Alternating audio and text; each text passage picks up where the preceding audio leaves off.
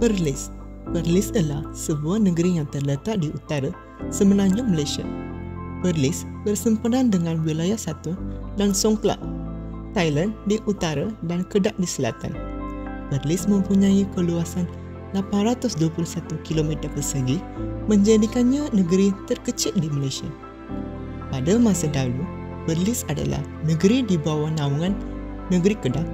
Hal ini turut tercermin kepada gelaran yang diberi kepada Sultan Kedah suatu ketika dahulu, iaitu Raja Muda Perlis dan Kedah.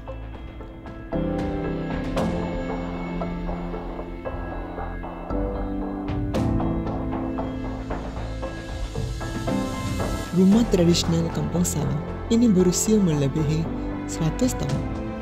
Bingkai rumah ini asalnya berasal dari Titi Tinggi, Perlis.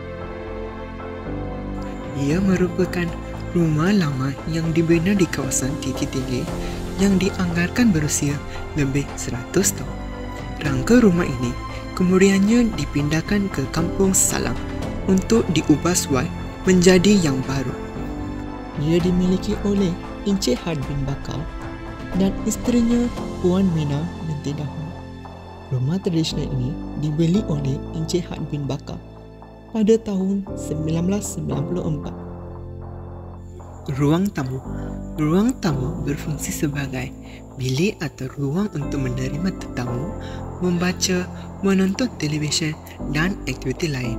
Manakala ruang dapur berfungsi sebagai ruang untuk menyimpan, menyediakan dan memasak makanan. Hiasan cermin tingkap. Rumah tradisional ini ialah jenis cermin frosted glass. Terdapat dua warna cermin, iaitu biru dan hijau. Fungsi jenis cermin tingkap ini adalah untuk menapis cahaya matahari terus masuk ke dalam rumah. Hiasan dinding rumah tradisional ini dibuat daripada anyaman buluh. Kesenian pertukangannya disampaikan secara turun-temurun dari generasi ke generasi.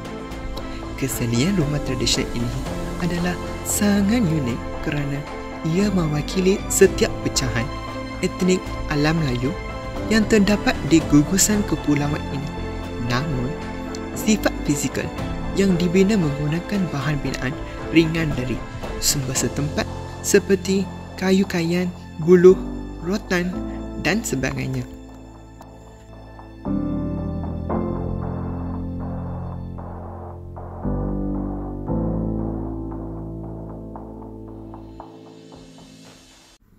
Terdapat dua jenis pintu yang digunakan di rumah ini, iaitu pintu kayu panel, dua daur dan pintu rata. Kesemua jenis pintu ini menggunakan bahan binaan kayu.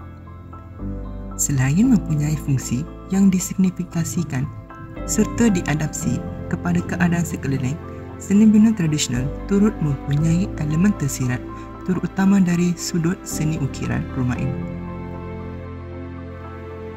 Rumah Kampung Salam ini menjadi lambang keunikan serta keaslian seni bina tradisional Melayu.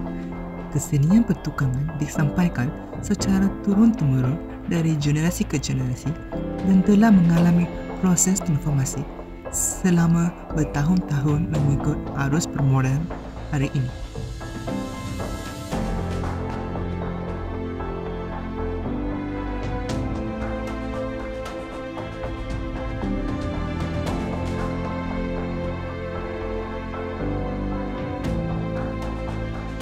Bumbung atau atap merupakan bahagian paling atas sesebuah bangunan untuk dibina untuk memberikan perlindungan bangunan daripada hujan, angin dan suhu melampau serta cahaya matahari.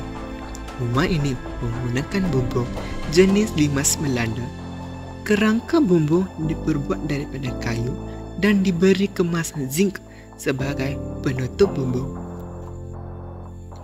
Rumah tradisional Kampung Salam merupakan antara seni bina terawal yang didirikan di gugusan kepulauan Nusantara. Rumah tradisional telah melalui proses transformasi sejak ribuan tahun.